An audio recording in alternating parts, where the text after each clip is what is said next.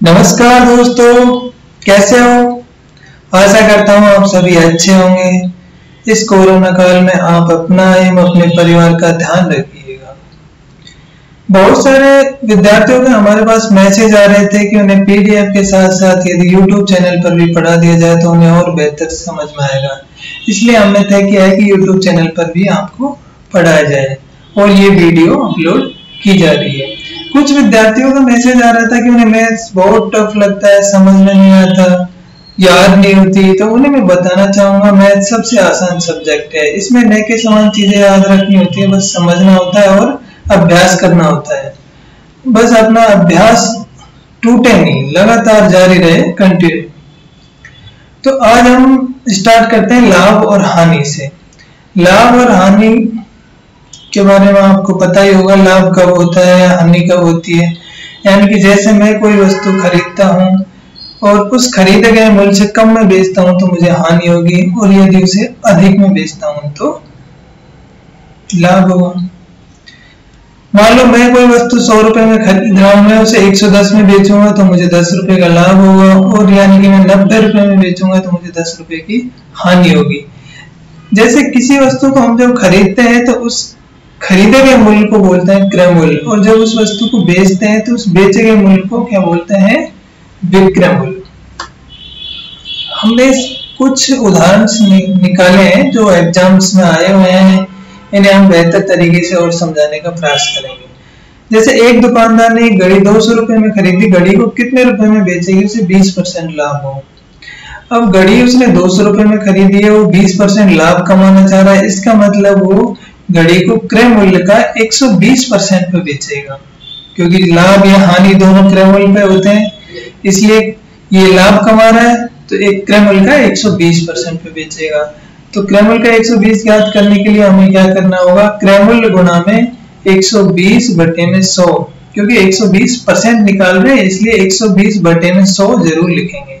तो इसलिए हम यहाँ पे लिखेंगे 200 गुणा में 120 बटे में 100। अब इसको हल करेंगे तो 200 के जो ऊपर की 2 जीरो है ये 100 के 2 जीरो से कट जाएंगे, ऊपर बच जाएगा 2 गुणा में 120, नीचे 1 बचेगा। 1 का कोई इफेक्ट नहीं पड़ता भाग देने में। एक किसी भी संख्या में यदि हम 1 का भाग देंगे तो वही संख्या आएगी। 2 गुणा में 120 करेंगे तो यहाँ पे आ जाएगा 240। इसका मतलब है कि वह दुकानदार उस घड़ी को 240 रुपए में बेचेगा। अगला प्रश्न देखते हैं। अगला प्रश्न है कि कोई व्यक्ति एक साइकिल 1400 रुपए में खरीदता है, यानी कि क्रय मूल्य क्या है? 1400 रुपए, और उसे 15% हानि पर बेच देता है। उस साइकिल का विक्रय मूल्य क्या होगा? यहाँ पे इस प्रश्न में क्रय मूल्य दिया हुआ है और उसकी हानि दी हुई है। तो जब हम इसका विक्रय मूल्य ज्ञात करेंगे तो क्रय मूल्य का 85% ज्ञात करना होगा, क्योंकि 85% इसलिए ज्ञात करेंगे कि इस को 15% हानि हो रही है। तो 85% ज्ञात करने के लिए 1400 गुणा में 85 बटे में 100 करेंगे। तो 1400 को जो 2 शून्य है, ये 100 के 2 शून्य से कट जाएंगे। 14 गुणा 85 करेंगे तो ये आ जाएगा 1190। इसका मतलब है कि वो साइकिल कितने रुपए में बेचेगा? 1190 में। जितने रुपए में बेची जाती है चीज उसे विक्रय मूल्य बोलते हैं, और जितने रुपए में कोई वस्तु खरीदी जाती है उसे बोलते हैं क्रय मूल्य। अगला प्रश्न देखते हैं। रवि ने अपनी साइकिल 1170 रुपए में बेच दिए, ध्यान से पढ़िएगा, बेची है, यानी कि 1170 क्या है? विक्रय मूल्य। साइकिल को उसने खरीदे गए मूल्य से 10% कम पर बेचा, तो रवि ने साइकिल कितने रुपए में खरीदी थी? यानी कि 1170 रुपए है, ये है विक्रय मूल्य, और उसको हानि हुई है 10%, कम मूल्य पर बेचा है ना, इसलिए इसका मतलब क्या होता है? हानि। तो जब 1170 रुपए है, ये है क्रय मूल्य का 90%, इसलिए हमें क्रय मूल्य ज्ञात करना है। तो क्रय मूल्य ज्ञात करने के लिए 1170 बटे में 90 करेंगे, गुणा में 100 करेंगे, क्योंकि 1170 में अगर हम 90 का भाग देते हैं तो हमारे पास 1% ज्ञात हो जाएगा, और हमें ज्ञात करना है पूरा 100%, यानी कि पूरा क्रय मूल्य। तो इसलिए 1170 में 90 का भाग देने के बाद गुणा 100 करेंगे। अब ये देखो, इसको हल करेंगे तो 1170 में ये जो शून्य है इसके 9 की शून्य से 90 शून्य से कट जाएगा, ऊपर बढ़ जाएगा 117 में अगर 9 से काटेंगे तो 13 बार कट जाएगा, इधर 13 बच जाएगा, इधर 100 बच जाएगा। 13 गुना में 100 करेंगे तो कितना आ जाएगा 1300। इसका मतलब है रवि ने वह साइकिल 1300 रुपए में खरीदी थी। ठीक है, क्योंकि यहाँ पर 1170 में बेची थी, ये विक्रय मूल्य है। ध्यान रखिएगा इस बात को कि जो दी गई संख्या है वो क्रय मूल्य है या विक्रय मूल्य। ये विक्रय मूल्य है 1170 रुपए, और इसमें पूछ रहा है खरीदी, यानी कि जितने रुपए में जो खरीदे जाते हैं उसे क्या बोलते हैं, क्रय मूल्य। ठीक है, अगला प्रश्न देखते हैं। अगला प्रश्न है, एक वस्तु का विक्रय मूल्य 910 रुपए, यदि कमाया गया लाभ 40% है तो वस्तु का क्रय मूल्य क्या है। यह प्रश्न दिल्ली पुलिस के एग्जाम में आया हुआ है। किसी प्रश्न को ध्यान से पढ़ो, 2 बार पढ़ो, तभी सही से उत्तर दे पाएंगे। नहीं तो कई बार क्या होता है, हम जल्दी जल्दी प्रश्न को पढ़ते हैं तो उत्तर गलत दे देते हैं। हमें लगता है ये पूछा गया है, जब भी पूछा कुछ हो जाता है, तो गलती होने की संभावना नहीं रहेगी यदि आप प्रश्न को 2 बार पढ़ोगे। तो ये जो 910 रुपए दिया हुआ है, ये क्या है, विक्रय मूल्य। विक्रय मूल्य क्या है, 910। और उस व्यक्ति ने जब उसको बेचा है तो कितना लाभ कमाया है, 40%। और पूछा क्या गया है, क्रय मूल्य, यानी कि ये जो 910 रुपए है ये क्रय मूल्य का 140% है, और हमें ज्ञात करना है क्रय मूल्य। तो हम सबसे पहले जैसे क्या करेंगे, 910 बटे में 140 करेंगे तो हमारे पास 1% आ जाएगा, और हमें पूरा 100% ज्ञात करना है, यानी कि क्रय मूल्य। तो 910 बटे में 140 गुणा में 100। तो इसको हल करते टाइम हम जब हल करेंगे तो 910 की ये शून्य, 140 की शून्य से कट जाएगी। 7 से काटने पर ये जो 91 बचेगा, 91 ये कट जाएगा 13 बार, और नीचे 14 बचेगा, ये कट जाएगा 2 बार। तो काटने के बाद में जब ऊपर संख्या बचेगी 13, इधर बचेगी 100 और नीचे बचेगा 2। तो 1300 गुणा में 13 गुणा में 100 बटे में 2, तो क्या बच जाएगा 650। यानी कि उस वस्तु का क्रय मूल्य क्या था, 650 रुपए। अगला प्रश्न देखते हैं, यदि एक व्यापारी एक वस्तु को 528 रुपए में बेचता है तो उसकी हानि 12% है, वस्तु का क्रय मूल्य क्या है। ये भी दिल्ली पुलिस के एग्जाम में आया हुआ है। फिर से ध्यान से पढ़िएगा प्रश्न को, फिर से बार बार बोल रहा हूं कि किसी भी प्रश्न को हल करते टाइम 2 बार पढ़ो ताकि गलत नहीं हो। ये जो 528 रुपए दिया हुआ है ये क्या है, विक्रय मूल्य, और जब उसने वस्तु को बेचा है तो उसे कितनी हानि हुई है, 12%। यानी कि ये जो 528 रुपए है ये है क्रय मूल्य का 88%, और हमें ज्ञात करना है क्रय मूल्य। तो क्रय मूल्य ज्ञात करने के लिए हम 528 में 88 का भाग देंगे तो 1% आ जाएगा, और हमें याद करना है 100%, इसलिए 528 बटे में 88 गुणा में 100।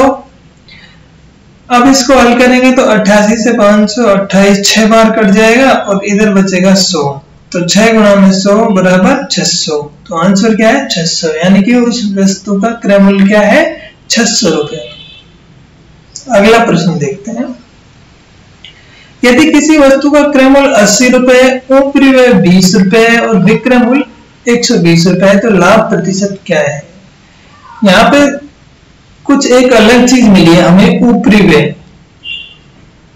जैसे किसी व्यक्ति ने कोई चीज खरीदी हुई है, 80 रुपए में खरीदा है, लेकिन उस पर 20 रुपए और खर्च हो गया उस व्यक्ति का। ऊपरी व्यय में कुछ भी हो सकता है, यानी कि उस वस्तु को लाने में 20 रुपए का किराया लग गया है, या फिर उसकी कोई भी अगर पेंटिंग वेंटिंग करी है, कुछ और सामान डाला है, कुछ भी हो सकता है ऊपरी व्यय। यानी कि उस व्यक्ति के कुल व्यय वस्तु 80 प्लस 20 यानी कि 100 रुपए की पड़ी है, तो इसको हम क्या बोलते हैं, उसका लागत मूल्य बोल देते हैं। क्रय मूल्य और लागत मूल्य दोनों ही एक होते हैं वैसे, लेकिन यहाँ लागत मूल्य शब्द का इस्तेमाल इसलिए करते हैं कि उसे कुछ और रुपए भी खर्च करने पड़े हैं उस चीज को खरीदने के लिए। तो यहाँ पे उसका कुल लागत मूल्य हो जाएगा 80 प्लस 20 यानी कि 100 रुपए, और उस वस्तु को बेचेगा कितने रुपए की, 120 रुपए की। तो विक्रय मूल्य 120 रुपए, तो लाभ कितने का हो जाएगा, जितने रुपए की बेचेगा उसमें से वो जितने रुपए उसके लगे हैं वही तो घटाएंगे, तभी तो लाभ निकलेगा। तो लाभ है इसका 20 रुपए का। जब लाभ की प्रतिशत ज्ञात करेंगे हम तो 20 बटे में क्रय मूल्य 100 गुणा में 100। ध्यान रखिएगा ये जो 100 है ये प्रतिशत निकालने के लिए लगा है और ये जो 100 है ये क्रय मूल्य है। कोई भी लाभ या हानि हमेशा क्रय मूल्य पर होती है, इसलिए जब भी लाभ या हानि प्रतिशत निकालते हैं हम तो क्रय मूल्य को बटे के नीचे रखते हैं और परसेंट ज्ञात करने के लिए गुणा में 100 करते हैं। अब यहाँ पे ये 100 से ये 100 कट जाएगा तो क्या बच जाएगा 20। इसका मतलब उसे कितने रुपए का लाभ हुआ 20 रुपए का। और यदि परसेंट निकालेंगे तो कितने का हुआ 20% का। परसेंट 20 इसलिए आ रहा है कि यहाँ पर क्रय मूल्य भी 100 ही है। उसका क्रय मूल्य का मतलब यह है लागत मूल्य, दोनों एक ही चीज है ये, लेकिन यहाँ पे 20 इसलिए जोड़ा गया है कि ऊपरी खर्चा भी हुआ उसका। ठीक है, चलो आगे देखते हैं। अगला प्रश्न देखते हैं। प्रश्न, किसी व्यक्ति ने एक पुरानी टाइप मशीन 1200 रुपए में खरीदी, उसकी मरम्मत पर 200 रुपए व्यय किए, उसने उस मशीन को 1680 रुपए में बेच दिया, उसका लाभ प्रतिशत क्या है?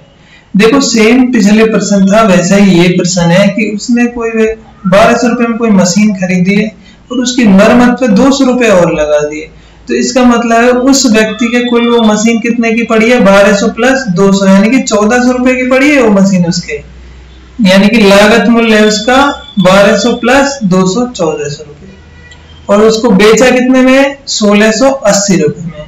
उस व्यक्ति को लाभ कितने रुपए का हुआ है भाई, जितने रुपए की बेची है उसमें से जितने रुपए उसके लगे हैं वो घटा देंगे, तो कितना रुपए आ गया 1680 में से 1400 घटाएंगे तो 280। अब यदि पूछे उसे कितने रुपए का लाभ हुआ है तो वो बताएंगे 280 रुपए का। यदि लाभ की प्रतिशत पूछा जाए तो हम प्रतिशत निकालने के लिए 280 यानी कि 280 रुपए का लाभ हुआ है बटे में 1400 क्या है क्रय मूल्य, भाई उसका 1400 रुपए का ही तो है कुल खर्च, इसलिए यहाँ पे 1400 लिखेंगे और गुणा में 100, क्योंकि प्रतिशत निकाल रहे हैं इसलिए गुणा में 100 करेंगे। अब देखो जब इसको हल करेंगे तो 1400 के जो 2 शून्य है ये 100 के 2 शून्य से कट जाएंगे, ऊपर बच जाएगा 280 नीचे बच जाएगा 14। जब 280 में 14 का भाग देंगे तो 20 बार जाएगा, तो इसका मतलब क्या है 20%। उसको लाभ के कितने प्रतिशत हुआ है 20%। अगला प्रश्न देखते हैं। किसी वस्तु को 72 रुपए में बेचने पर 10% हानि होती है, तो 5% लाभ कमाने के लिए उस वस्तु का विक्रय मूल्य क्या होगा? देखो ये जो 72 रुपए दे रखा है ये क्या है विक्रय मूल्य, यानी कि 72 रुपए में उस चीज को बेचा गया है और हानि कितनी हुई है 10%, यानी कि क्रय मूल्य के 90% बराबर 72, क्योंकि 10% की हानि हो रही है और जब 90% बराबर 72 है तो 1% बराबर 72 बटे में 90। ठीक है, हम निकाल सकते हैं 1%। ठीक है, आगे प्रश्न में क्या बोला है कि उसे 5% लाभ कमाने के लिए उस वस्तु को कितने रुपए में बेचना होगा? तो देखो 5% लाभ कमाने के लिए उसे वस्तु को क्रय मूल्य का 105% पर बेचना होगा, क्योंकि 100% का मतलब तो क्रय मूल्य होता है। जब उसे 5% लाभ और कमाना है इसका मतलब 105% पे बेचना है उसे। अब देखो जब हमने पहले तो क्रय मूल्य ज्ञात करने के लिए क्या करेंगे 72 बटे में 90 यानी कि 1% आ गई हमारे पास। अब सीधा हम 105% निकाल सकते हैं, 72 बटे में 90 गुणा में 105। यहाँ पे सीधा गुणा में 105 इसलिए करा है क्योंकि 72 जो है वो 90% है क्रय मूल्य का। जब 1% निकालेंगे तो 72 में 90 का भाग देंगे और जब 105% निकालेंगे तो 72 बटे में 90 गुणा में 105 कर देंगे। अब देखो इनको काट लो, अगर कट जाए तो देखते हैं। 18 से 90 कटेगा 5 बार, 72 कटेगा 4 बार और इसमें जो 5 बचेगा उससे ये कट जाएगा 105 21 बार, यानी कि ऊपर 21 इधर और इधर 4, तो 4 गुणा में 21 करेंगे तो कितना आ जाएगा 84 यानी कि 84 रुपए। तो उस वस्तु का विक्रय मूल्य क्या होगा 84 रुपए। अगला प्रश्न देखते हैं 9 नंबर।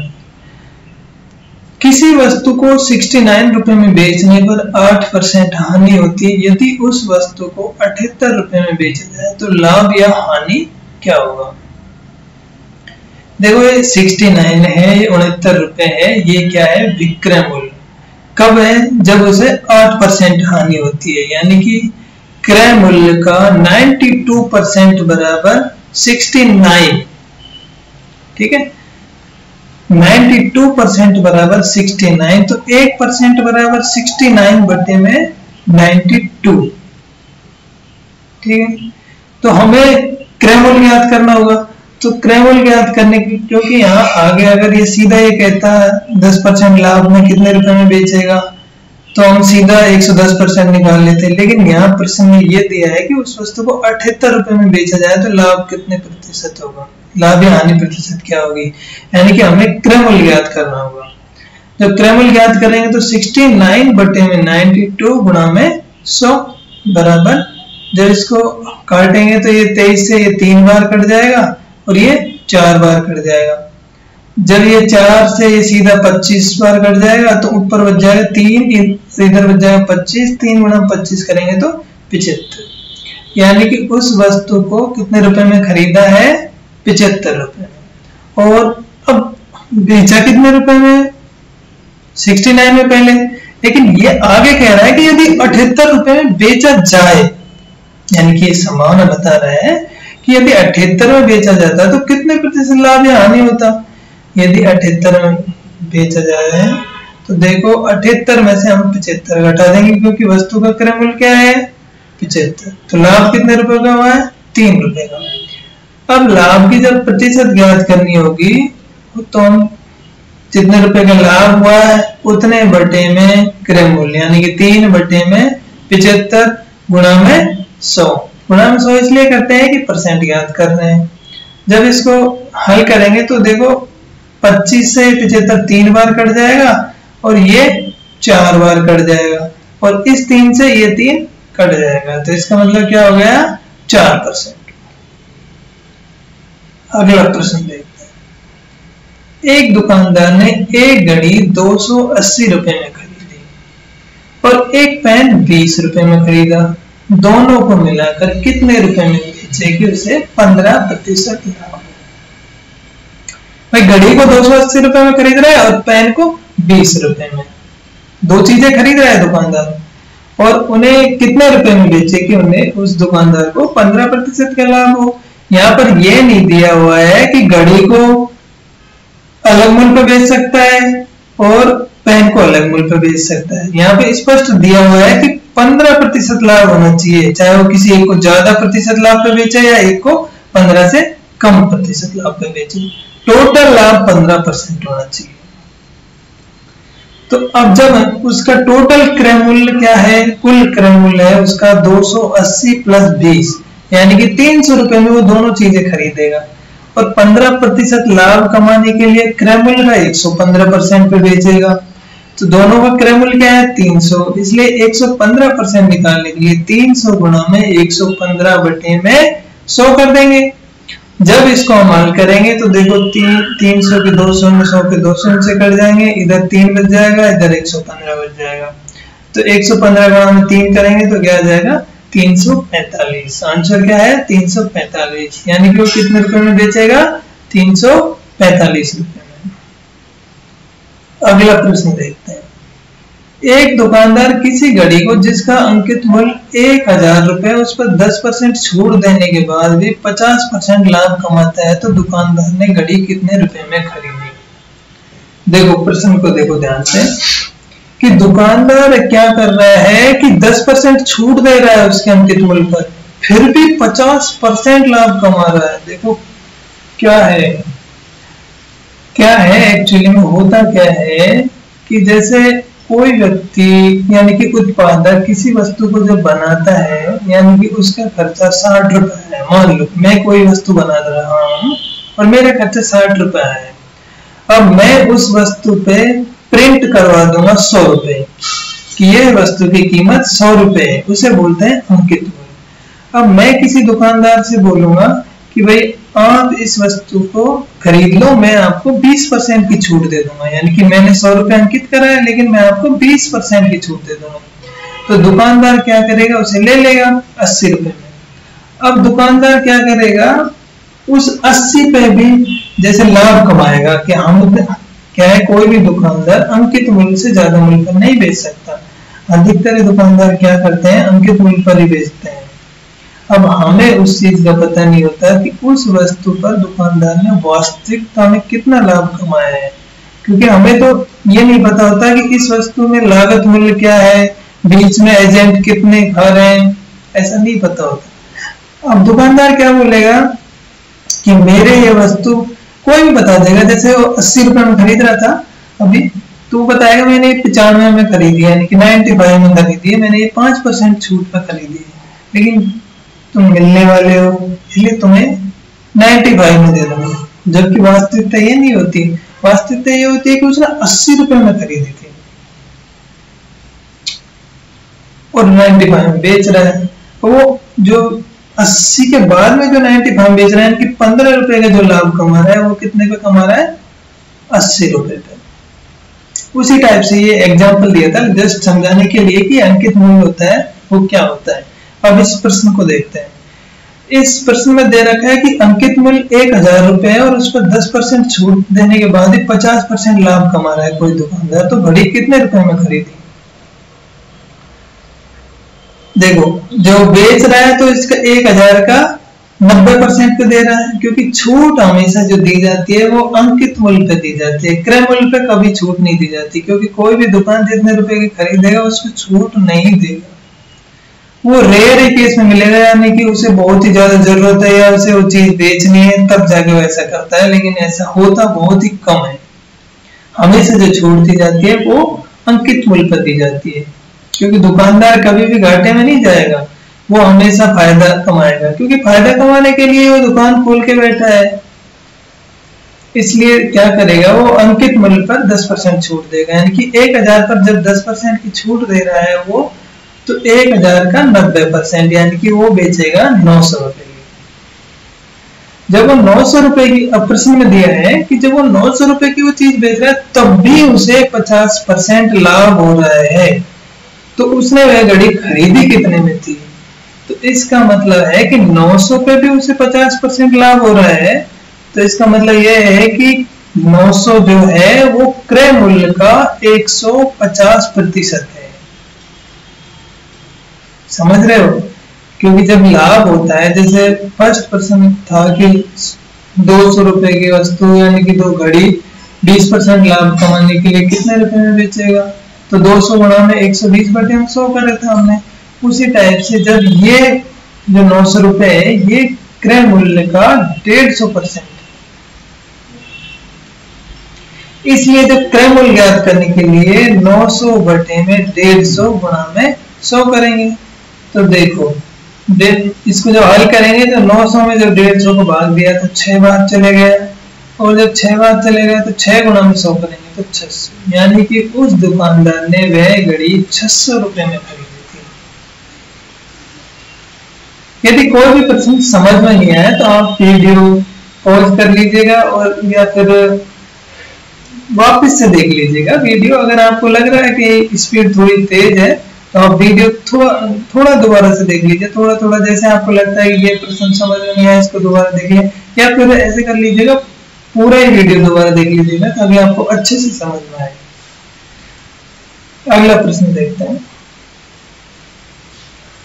एक रूबी पत्थर 1600 रुपए में खरीदा गया। रूबी पत्थर के साथ अंगूठी बनाने में 2400 रुपए व्यय किए गए। मुंबई में उसे 7800 रुपए में बिक्री के लिए विज्ञापित किया गया। यदि छूट 10% दी गई तो लाभ प्रतिशत क्या है। देखो, ये जो कोई पत्थर है ये अंगूठी बनाने के लिए काम में लिया जाता है, वो 1600 रुपए में खरीदा था किसी दुकानदार ने, फिर उसमें क्या करा, कुछ और खर्चा लगाया 2400 रुपए का, तो उस दुकानदार का कुल खर्चा आ गया 1600 प्लस 2400, यानी कि उसका लागत मूल्य है 1600 प्लस 2400 यानी 4000 रुपए। दुकानदार का जो लगा है टोटल खर्चा वो 4000 रुपए लगा है। अब उसमें क्या करा है, कोई विज्ञापन निकलवाया है कि ये 7800 रुपए में बेच रहा हूँ, इसकी प्रिंट रेट यानी कि उसने प्रिंट करवा दिया, अंकित मूल्य करा दिया 7800 रुपए, और कह रहा है कि मैं इस पे 10% की छूट दे रहा हूँ। अब जैसे हम कोई भी चीज देखेंगे कि किसी वस्तु पे अंकित मूल्य यानी कि 1000 रुपए या 10,000 रुपए, फिर उसको ऑफर दिया जाएगा कि इस पे 20% छूट मिल रही है, तो हमें थोड़ा ऐसा लगेगा कि यार 20% छूट मिल रही है, खरीद लेनी चाहिए हमें ये चीजें। शायद कुछ हो सकता है वो मतलब घाटे में बेच रहा हो, ऐसा नहीं होता, क्योंकि कोई भी दुकानदार घाटे में नहीं जाना चाहेगा। वो पहले ही अंकित मूल्य इतना ज्यादा प्रिंट करवा देते हैं ताकि वो एक परसेंट मतलब फिक्स कर लेते हैं कि इतने परसेंट छूट देने पर भी उन्हें लाभ हो। तो यहाँ पे देखो उसके 4000 रुपए लगे हैं और उसने प्रिंट कितने करवा दिए, अंकित मूल्य 7800 रुपए। देखो कितना ज्यादा प्रिंट करवा दिया उसने, और फिर कह रहा है वो 10% की छूट दे रहा हूं, मैं खरीद लीजिएगा। अब हमें तो ये लगेगा ना कि यार ये 10% की छूट दे रहा है, खरीद लेनी चाहिए, जबकि बात ठीक है, जरूरत होती है तो चीजें खरीदनी होती है, वो बात अलग है। लेकिन हमें जो एक व्यू आता है हमारे लगने की 10% छूट में मिल रही है चीजें तो खरीद लेनी चाहिए, तो वो बात के लिए बता रहे हैं। अब देखो जब 7800 रुपए में उसने प्रिंट कराया और 10% छूट दे रहा है, तो 7800 का 90% यानी कि 7800 गुणा में 90 बटे में 100, तो ये दो बिंदी से ये दो बिंदी कट जाएंगी, तो 78 गुणा में 90 करेंगे तो 7020 रुपए आएगा। यानी कि वो कह रहा है कि मैं 7020 रुपए में बेच रहा हूँ इस चीज को, जबकि इसका अंकित मूल्य क्या है 7800 रुपए। ठीक है, वास्तविकता क्या है, उसको लाभ कितने रुपए का हुआ है? वास्तविकता यह है कि वो जो 7020 रुपए में बेच रहा है और इसका लागत मूल्य 4000 रुपए, उसे जो फायदा हुआ है यानी कि लाभ हुआ है वो हुआ है 3020 रुपए का। अब 3020 को जब परसेंट में निकालेंगे तो 3020 बटे में 4000, क्योंकि क्रममूल्य 4000 है उसका, लागत मूल्य 4000 है ना उसका, और परसेंट निकाल लेंगे गुणा 100 कर देंगे। अब देखो 4000 में ये जो 3 बिंदियां हैं इनमें से 2 तो इधर से कट जाएंगे और 1 इधर से कट जाएगी, ऊपर बच जाएगा 302 और नीचे बच जाएगा 4। जब 302 में हम 4 का भाग देंगे तो 75.5, इसका मतलब उसने कितना ज्यादा लाभ कमाया है। देखो 10% छूट दे रहा है जब भी वो 75.5% लाभ कमा रहा है। इससे आप आइडिया लगा सकते हो कि ये जो अंकित मूल्य कितना ज्यादा तक प्रिंट करवा सकता है। अगला प्रश्न, किसी वस्तु को क्रय मूल्य और विक्रय मूल्य का अनुपात 20:21 है, तो उस वस्तु पर लाभ परसेंट क्या है? देखो कोई वस्तु है उसका क्रय मूल्य और विक्रय मूल्य का अनुपात 20:21 है, तो इसमें क्या करें, हम ये सोच सकते हैं कि मान लो उस वस्तु का क्रय मूल्य 20 रुपए है और विक्रय मूल्य 21 रुपए है, क्योंकि अनुपात में तो ऐसा मान सकते हैं कि क्रय मूल्य 20 रुपए है और विक्रय मूल्य 21 रुपए है। तो अब उसे लाभ कितने रुपए का हुआ है? 1 रुपए का, क्योंकि विक्रय जितने रुपए में बेची है उसमें से अपना क्रय मूल्य घटा देंगे तो 1 रुपए बन जाएगा। और जब 1 रुपए को प्रतिशत में निकालना है तो 1 बटे में क्रय मूल्य क्या है? 20 गुणा में 100। तो जब इसको हल करेंगे तो 20 का भाग 100 में देंगे तो 5 जाएगा, यानी कि कितने प्रतिशत का लाभ हो रहा है? 5%। अगला प्रश्न, ठीक, अगला प्रश्न, किसी वस्तु के क्रय मूल्य और विक्रय मूल्य का अनुपात 4:5 है, तो उस वस्तु पर लाभ प्रतिशत क्या होगा? जैसे अभी इससे पिछला प्रश्न था, सेम वो पे वही प्रश्न ये है। तो हम ऐसे मान सकते हैं कि क्रय मूल्य 4 रुपए है और विक्रय मूल्य 5 रुपए है, तो लाभ कितने रुपए का होगा? विक्रय मूल्य में से हम क्रय मूल्य हटा देंगे तो कितने रुपए का लाभ होगा? 1 रुपए का। जब इसमें प्रतिशत पूछा है तो लाभ बटे क्रय मूल्य गुणा में 100। जब 100 में हम 4 का भाग देंगे तो कितनी बार जाएगा? 25 बार। इसका मतलब कितने प्रतिशत लाभ हुआ है उसे? 25%।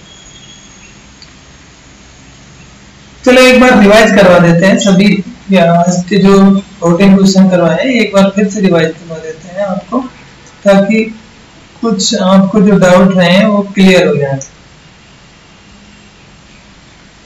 जैसे देखो, दुकानदार ने घड़ी 200 रुपए में खरीदी और 20% लाभ कमा रहा है वो, तो 200 रुपए क्या है, क्रय मूल्य। क्रय मूल्य का 120% पे बेचेगा वो, तो इसका मतलब 200 गुणा में 120 बटे में 100। जब इसको हल करेंगे तो क्या आ जाएगा, 240। अगला प्रश्न देखते हैं।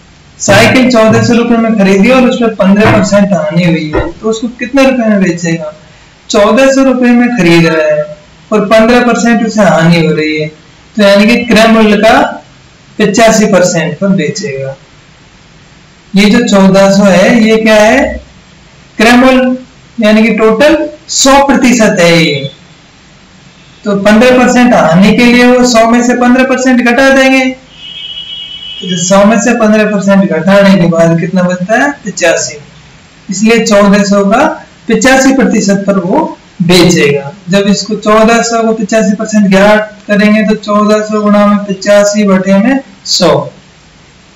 हल करेंगे इसको तो 14 गुणा में ये 200 इस 200 से कट जाएगी, इधर 14 बच जाएगा। 14 गुणा में 85 करेंगे तो 1190, यानी कि कितने रुपए में बेचेगा, 1190 रुपए में।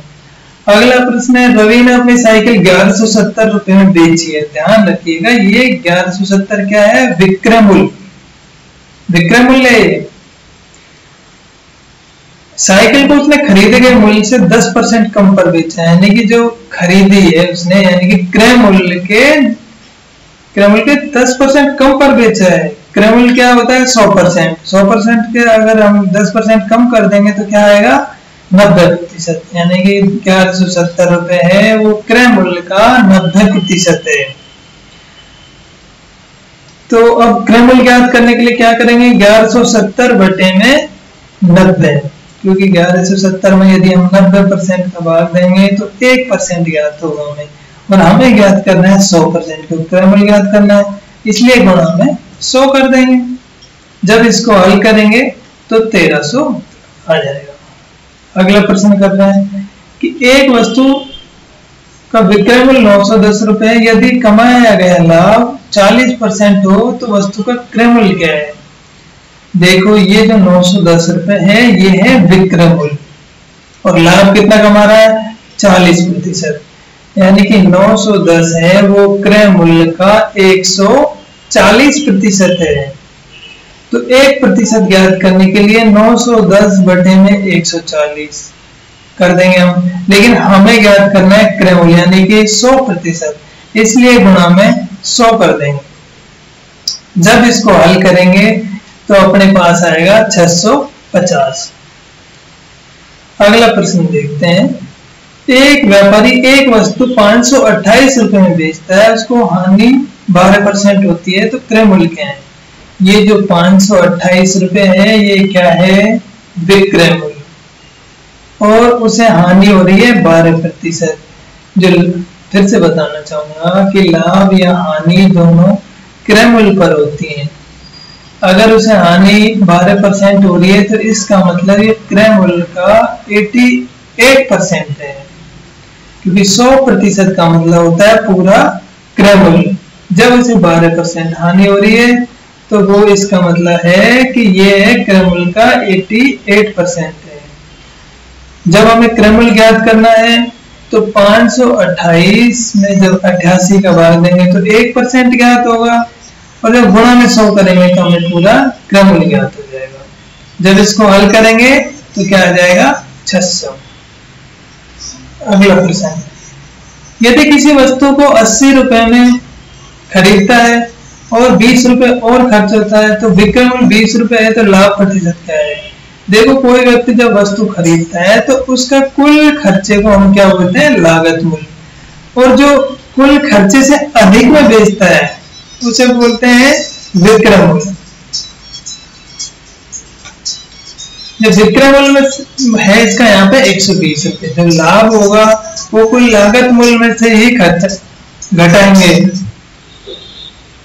लाभ, जो भी लाभ होगा वो विक्रय मूल्य में से लागत मूल्य घटाएंगे, यानी कि लागत मूल्य है इसका 100 रुपए और विक्रय मूल्य है 120 रुपए। तो लाभ बराबर 120 बटे में 100 बराबर 20 रुपए का। परसेंट ज्ञात करने के लिए 20 बटे में कुल लागत मूल्य क्या था इसका 100 और गुणा में 100, क्योंकि इसलिए 100 कराया है कि ये प्रतिशत ज्ञात करना है। जब इसको हल करेंगे तो 20% अगला प्रश्न पिछला जैसे था वैसे ही है। पुरानी टाइपिंग मशीन 1200 रुपए में खरीदी थी और 200 रुपए अलग से खर्च करे थे और 1680 रुपए में वह बेच दी, यानी कि उस व्यक्ति का कुल खर्चा 1200 प्लस 200 रुपए है, यानी कि 1400 रुपए, और उसने बेची कितने रुपए की है 1680 रुपए की। तो लाभ कितने रुपए का हुआ है 1680 में से 1400 घटाएंगे तो 280। परसेंट ज्ञात करने के लिए 280 बटे क्रय मूल्य जो क्या था 1400 गुणा में 100। जब इसको हल करेंगे तो 20% आ जाएगा।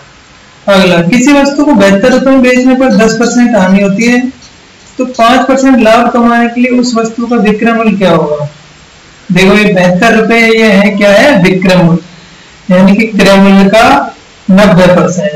तो 1% ज्ञात करने के लिए 72 बटे में 90 कर देंगे, लेकिन यहाँ कह रहा है कि 5% लाभ कमा रहा है, यानी कि क्रय मूल्य का 105% ज्ञात करना है हमें,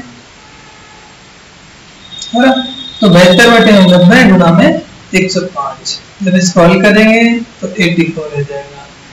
इससे अगला भी सेम ही है। 69 में बेचने पर 8% हानि होती है, यदि उस वस्तु को 78 रुपए में बेचा जाए तो लाभ क्या होगा। देखो यहाँ पे ये पैसे दिए हुए हैं, रुपए दिए हुए हैं 78 रुपए। 78 रुपए में बेचने पर कितने रुपए का उसे लाभ या हानि होगा, कितने परसेंट की। तो पहले हमें क्रय मूल्य ज्ञात होगा तभी तो हम बता पाएंगे 78 रुपए में से लाभ या हानि हो रही है। तो क्रय मूल्य ज्ञात करने के लिए क्या करेंगे, 69 है ये क्रय मूल्य का 92% है, तो 1% ज्ञात करने के लिए 69 बटे में 92 और 100% ज्ञात करने के लिए गुणा में 100। जब इसको हल करेंगे तो क्रय मूल्य क्या आएगा अपने पास 75 रुपए और विक्रय मूल्य क्या है 78 रुपए। जब कोई वस्तु हमने 75 रुपए में खरीदी है, 78 में बेच रहे हैं, तो हमें 3 रुपए का लाभ हो रहा है। प्रतिशत ज्ञात करने के लिए हम 3 बटे में क्रय मूल्य कर देंगे गुणा 100 कर देंगे। स्क्रॉल करेंगे तो 4% आ जाएगा। इसी टाइप से ये क्या है, एक दुकानदार 280 रुपए में घड़ी खरीद रहा है और 20 रुपए में पेन खरीद रहा है और कुल मिलाकर 15% लाभ कमा रहा है।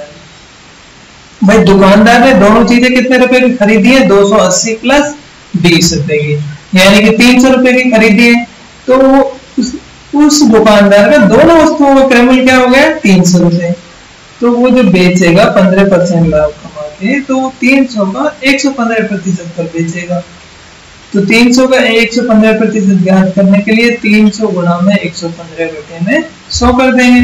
तो हल करेंगे तो क्या आएगा 345, यानी कितने बेचेगा 345 में। अगला प्रश्न, दुकानदार ने घड़ी का अंकित मूल्य 1000 रुपए तय करा है, उस पर 10% छूट देने के बाद ही 50% लाभ कमाना है। देखो ये अंकित मूल्य है, कोई भी छूट दी जाती है वो अक्सर अंकित मूल्य पर ही दी जाती है, क्योंकि क्रय मूल्य पर कभी कोई छूट नहीं देगा, क्योंकि कोई भी दुकानदार अपने खुद का घाटा नहीं करेगा। तो ये अंकित मूल्य 1000 पे छूट देने के बाद में वो बेचेगा, 10% छूट दे रहा है, तो 1000 गुणा में 90 बटे में 100, यानी कि वो बेचेगा 900 रुपए की। अब आगे प्रश्न कह रहा है कि 900 रुपए की बेचने के बाद भी उसे 50% लाभ हो रहा है, यानी कि 900 क्या है विक्रय मूल्य, और जब 50% लाभ हो रहा है उसे, इसका मतलब ये है कि ये जो 900 है ये क्रय मूल्य का 150% है ये। तो हमें क्रय मूल्य ज्ञात करने के लिए तो 900 में जब हम 150 का भाग देंगे तो 1% ज्ञात होगा और गुणा में 100 करेंगे तो पूरा क्रय मूल्य ज्ञात हो जाएगा। तो इसको हल करेंगे तो अपने पास आ जाएगा 600 रुपए।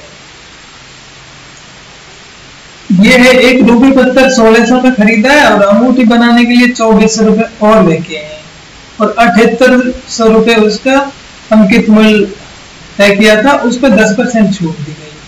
भाई इसमें कोई दुकानदार है, उसका कुल खर्चा हो गया 1600 प्लस 2400 यानी कि 4000 रुपए, और उसने अंकित मूल्य 7800 रुपए तय करा, यानी कि उस पे जो प्रिंट करवाना है रेट वो 7800 रुपए करवाया उसने, और फिर कह रहा है कि मैं 10% छूट देके बेच रहा हूँ। जब 7800 के 10% छूट पे बेचेगा वो 7020 रुपए, जबकि उसका कुल खर्चा कितना आया, 4000 रुपए का।